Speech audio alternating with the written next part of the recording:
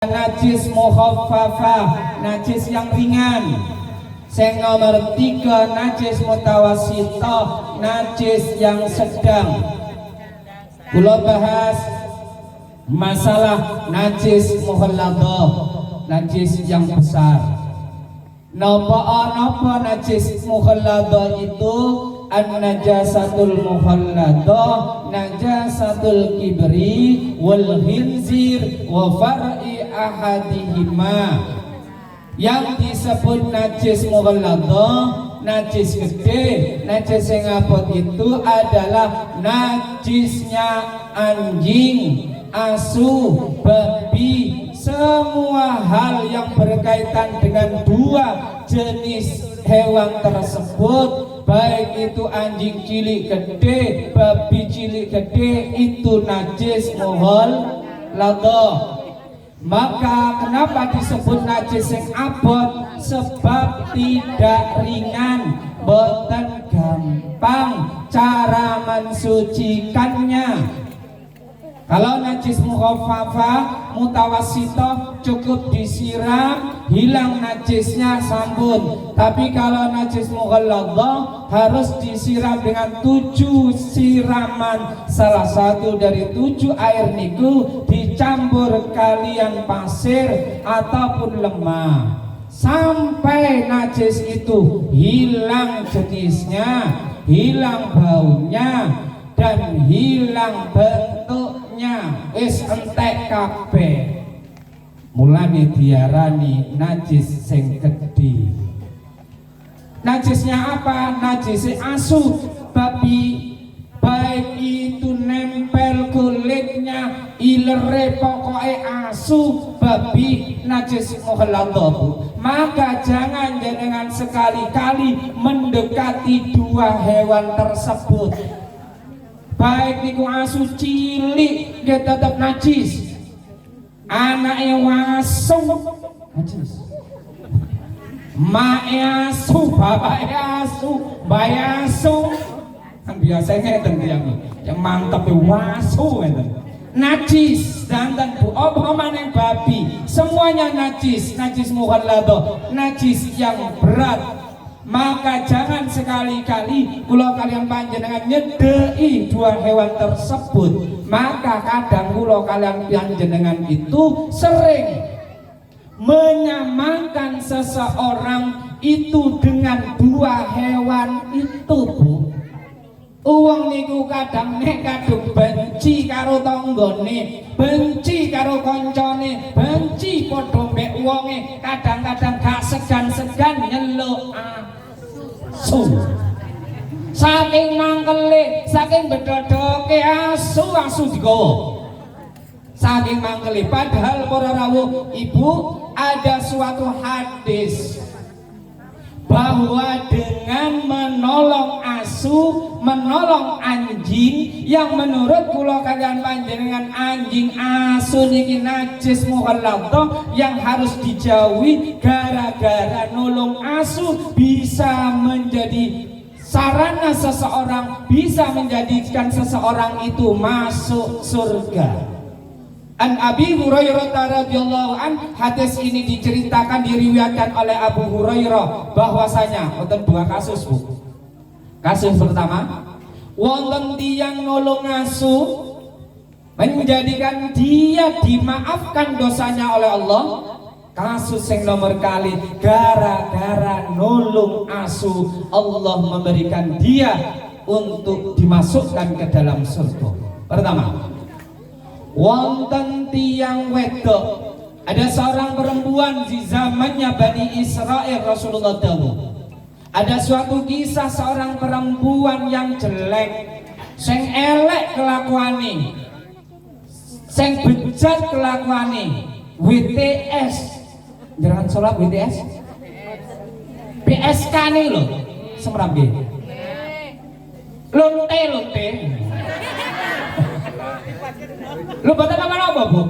Kalau kemaksiatan, ngapunten nggih, kalau kemaksiatan, kejelekan, kata-katanya nggak usah dihalus-haluskan, Bu, kenaen.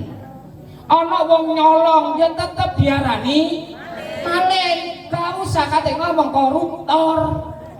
Koruptor iki apa doae nyolong, malah luwe akeh. Nyolong duwe triliunan, jutaan diarani koruptor. JPPT diarani rasano sing JPPT padha-padha nyolongi, seharusnya apa koruptor ku padha diarani maling.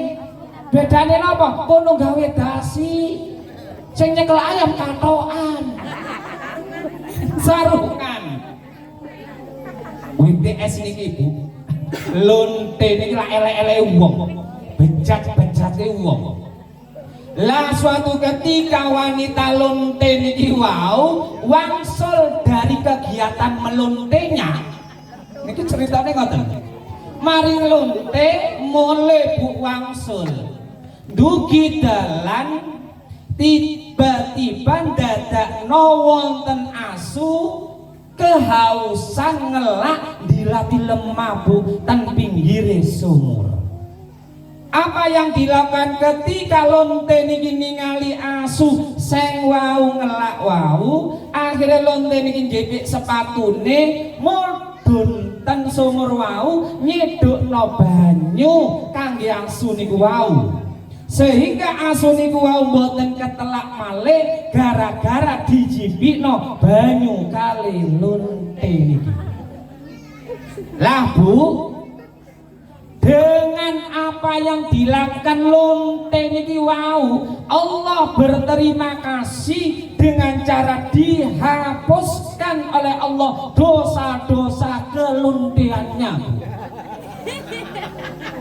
Ini wonten hadis yang menyatakan masuk surga lontenya Bu. Kalau terus akan malih.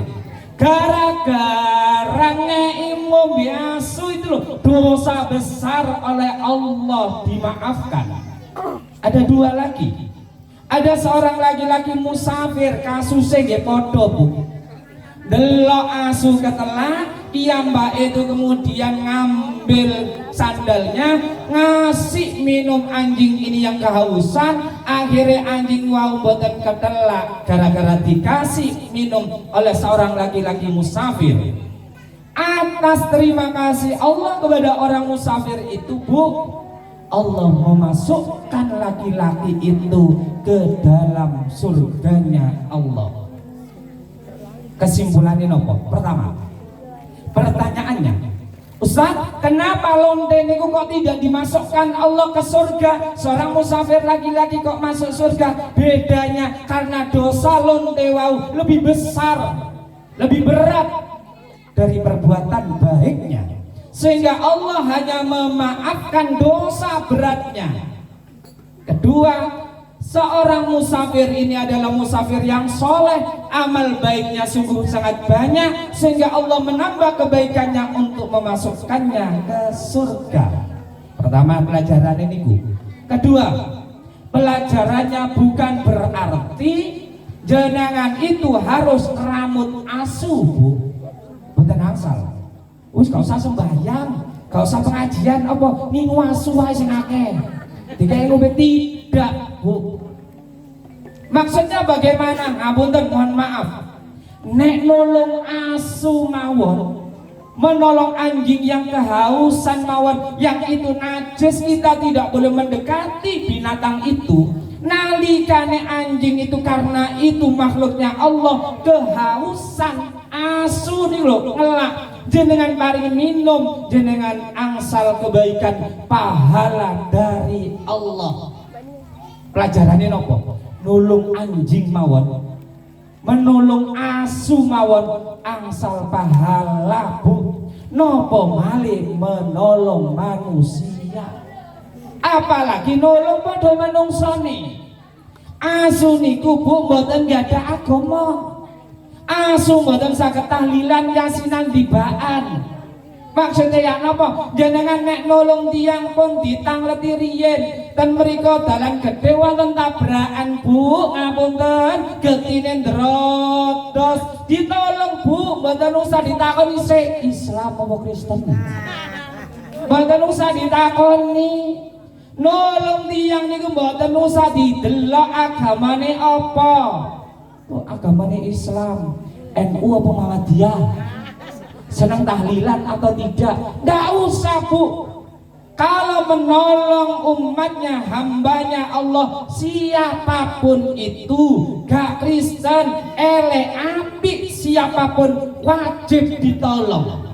Tonggone ngapunten, mohon maaf, tonggone kelawen mateni kompor LPG nih. Ditinggal metu nang pasar Wonosumo, mulai kobongan, kalau sing nulung, napa? Karena bukan orang Islam. Salah Bu.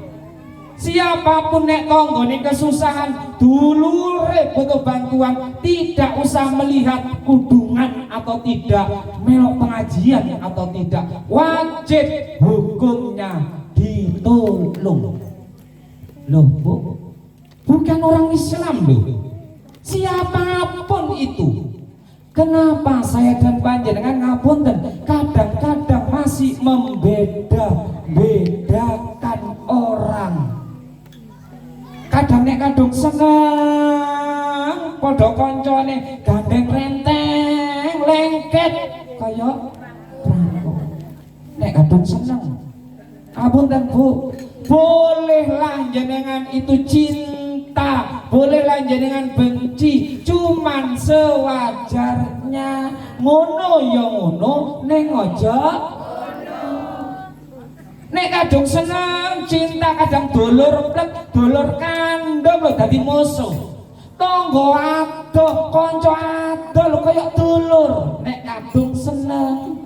Kenapa begitu? Boleh jadi sekarang orang yang engkau cintai, sekarang orang yang engkau lengketi, besok dadi musuh.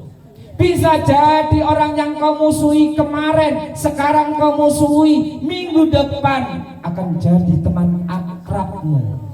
Sebab manungso itu bukanlah malaikat. Cintalah sewajarnya, bencilah kepada manusia itu sewajarnya. Sebab manungso itu al-insan mahlul khata wan nisyan, manusia tidak ada yang sempurna.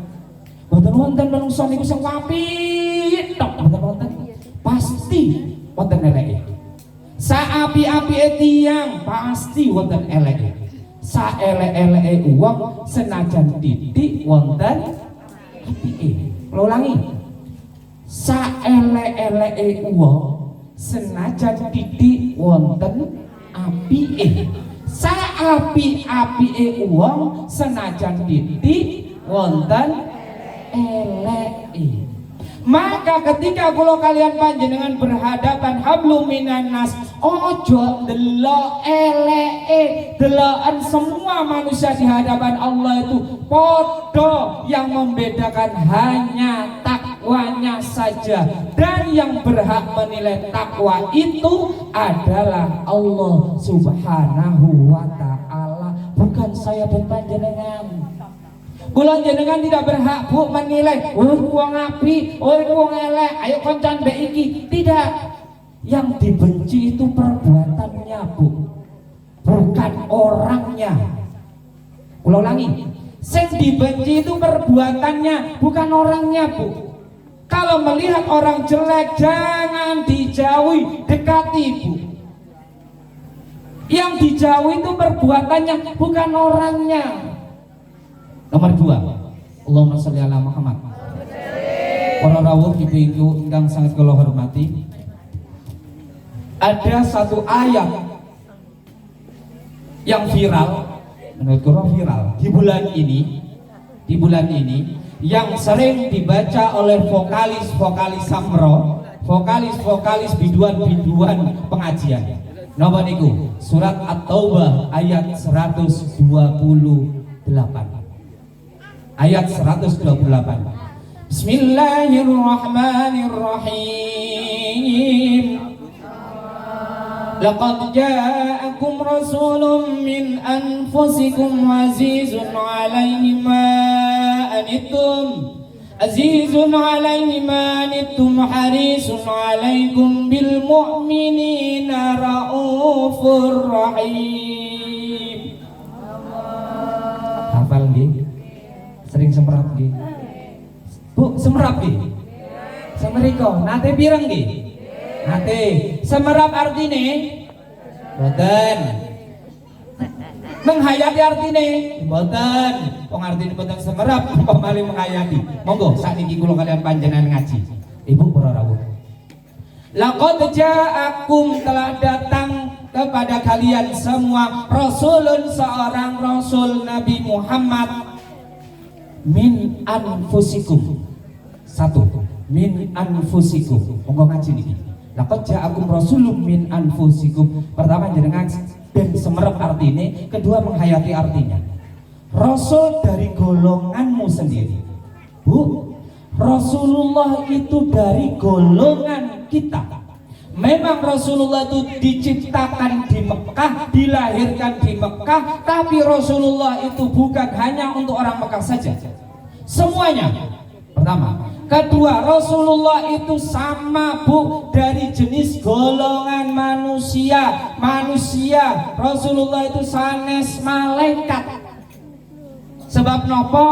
Makin di ayat selanjutnya, nek kula kalian panjenengan umpami Nabi Muhammad dari golongan malaikat, repot bu. Laqad kana lakum fi Rasulillah uswatun hasanah. Dewe para ustaz sering didamel. Monggo nyuntur Rasulullah, niru Rasulullah. Repot kalau Rasulullah dari golongan malaikat bu. Kenapa? Karena malaikat boten nate ketelak. Napa malih mangan jeruk? Malaikat itu boten gak ada rasa bu. Boten kepingin kawin, boten pingin turu, boten kepingin nyekel HP, WhatsAppan, Facebookan, Twitteran, boten napa maneh statusan. Boten. Lah umpama nabi niki dari golongan malaikat, repot jenengan. Repot ya Gus Putih, mboten asal tilem. Kale gawe anak. Wong nah wong malaikat gak ono sing dibojo.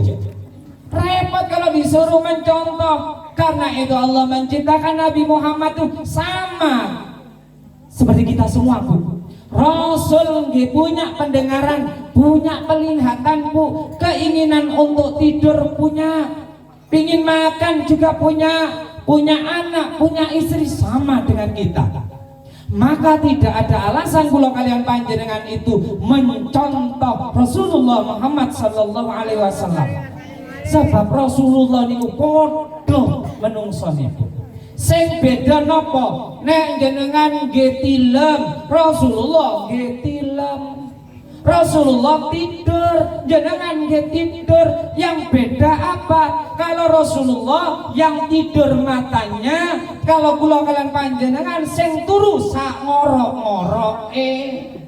Bedanya itu bu. Kalau Rasulullah berhenti makan sebelum kenyang, makannya sedikit, itu Rasulullah. Nek kula kalian panjenengan sedikit-sedikit makan. Beda loh bu. Rasulullah niku titik mangane. Nek kula kalian panjenengan sami-sami mangan, cuman titik-titik mangan. Min anfusikum. Rasulullah itu sama bu, dari golongan kita sendiri. Azizun, aziz.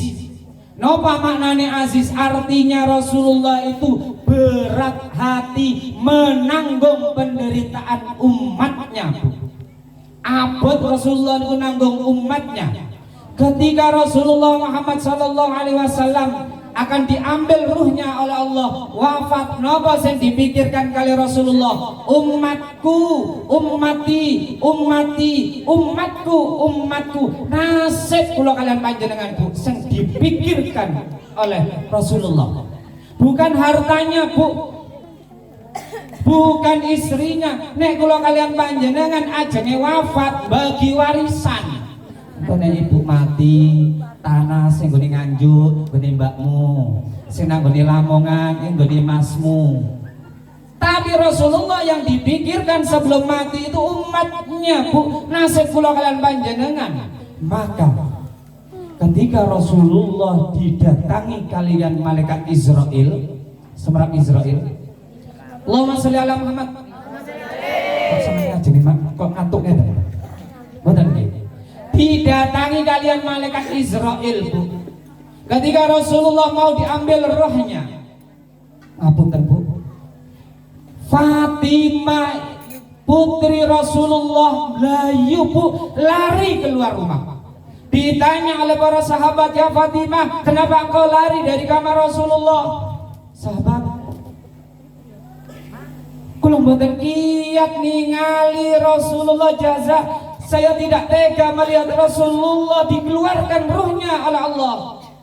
Sayyidina Ali medal bu, lari Sayyidina Ali dugi kamare Rasulullah. Kenapa? Karena tidak tega melihat Rasulullah diambil ruhnya. Sampai bu, ngapunten, malaikat Jibril sendiri izin kepada Nabi Muhammad, ya Rasul, izinkanlah sekali ini saya meninggalkan engkau, karena saya tidak tega melihat wajahmu ya Rasul. Ketika sakaratul maut saya menangis melihat engkau ya Rasul. Sakaratul maut saya keluar ya Rasul.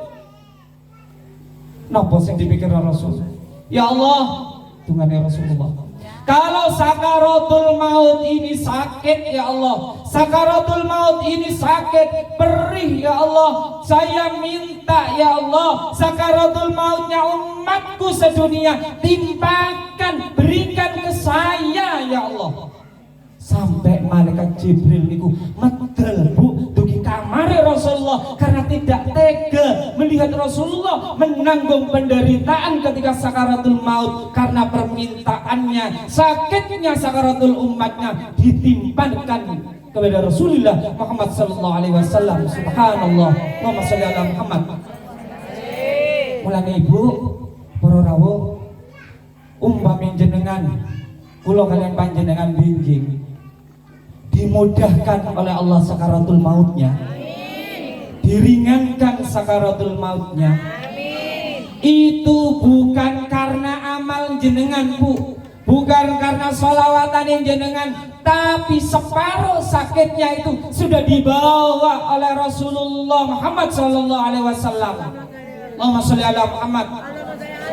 Menunjukkan saking cintanya Rasulullah terhadap saya dan panjenengan, saking senangnya Rasulullah bekale kula kalian panjenenganku, maka setiap lahir Rasulullah kula kalian panjenengan tidak lupa sebagai cinta kita kepada Rasulullah selalu membacakan sholawat atas junjungan kita Nabi Muhammad sallallahu alaihi wasallam. Dengan cara apa? Maulid Nabi. Kula niku ngapunten kadang-kadang nggih kula ningali ten media sosial niku, kula koreksi, kula lurusaken. Kadang nek ningali niku mulutan jor-joran, kadang nggawa panci, dibuka pancine walike ana 100.000, kadang geden-gedenan gawan sampai tumpenge dipikul. Kula ningali ten grup-grup niku sampai dipikul. Kadang setiap jamaah nggawa galon situ-situ. Iki jangan banjir iso nama. Geden-gedenan berkat bu. Kadang ngapunten nggih, dulur-dulur kula ten Medunten niku kadang ngapunten, tangga sebelah mbeleh wedhus, sebelah gak gelem kalah, mbeleh sapi. Sebelah maneh terus mbeleh sapi digawe panci, walike panci ana HP-ne. Karduse tok. Saking pingine menghormat kepada Nabi Muhammad sallallahu alaihi wasallam, tapi kula lurusaken. Ya napa maksudnya? Itu bukan yang paling penting bu. Jenengan mboten usah putus asa. Senajan winginane mulutan ten musala, ten masjid, cuman beto sekul kalondok glondong pitu. Nek niate jenengan ikhlas kepingin menghormat Kanjeng Rasul, lahir Kanjeng Rasul, dados pahala ridhone Allah, daripada jenengan mulutan berkate geden-geden, nek jenengan langsung aku timbul tidak ikhlasnya, timbul pamernya, maka apa yang jenengan lakukan tidak dianggap oleh Allah. Pertama, apapun mulutan itu hendaknya ikhlaskan kepada Allah, ikhlas hanya mengharap ridho Allah. Gede berkate boten napa-napa, sing penting ikhlas. Cilik sing penting ikhlas, padha-padha ikhlase. Nek duwe penting sing gede. Lah ngapunten, jenengan gak ada yuga kok. Kadang duwe anak umur setahun ae diulang tahuni kok. Diundangno koncone, dia sepeda padahal ulang tahun anake. Jenengan ibu-ibu kadang ulang tahun pernikahan, ulang tahun perak. Ulang tahun perak ini pinten tahun? 25 Bu, 25. Nek ulang tahun pernikahan, ulang tahun Mas 50. Ngono ae dirayakan padahal saya dan panjenengan sanes ponakane Nabi. Tapi ketika mulutan dijak solawatan tekone keri mulai disii nangguri ngantuk pisan. Sanes jenengan lho Bu, sanes jenengan niku teng mriko sanes yang mriki. Yang monokromo mriko lho. Cuman terus pindang dugi mriki. Azizun Rasulullah itu Bu menanggung penderitaan kula kalian panjenengan. Pingin saya dan panjenengan dados tiyang sing selamat. Harisun Rasulullah itu lemah lembut. Ini yang harus ditiru. Mulane ngapunten wau. Nulung anjing, nulung asu wae. Kula kalian panjenengan dapat pahala, dapat kebaikan dari Allah. Apalagi bersikap yang baik kepada manusia. Sak elek-eleke wong Bu, sak benci-bencine jenengan, sak mangkel-mangkele jenengan. Jangan sampai terucap, terkata di lisan kula kalian panjenengan menyamakan seseorang itu dengan hewan. Kadang tiyang niku Bu ngapunten, nek kadung mangkel, nek wis nafsu, nek wis kadung ngamuk sampai bumbunan. Kau percikan ludah bila kau bertemu, kau palingkan muka bila menatapku. Tuh bisa ngebas Bu. Allahumma sholli ala Muhammad. Iya. Yung bisik sa masyaallah. Ayo Mbak. Betul. Ibu yang belakang nih kalau sing gurih cek rodok tangi ngeten lho Mbak. Allahumma sholli ala Muhammad. Kau palingkan muka. Ayo sapa sih? Sampean sih saya dulu. Okay. Kau palingkan muka bila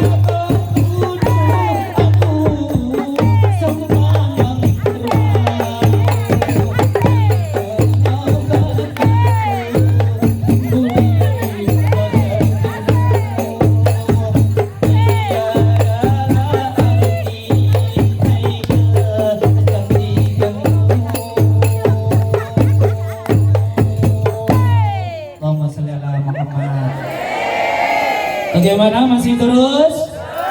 Lanjut. Masih bersama Adela. Allahumma sholli ala Muhammad.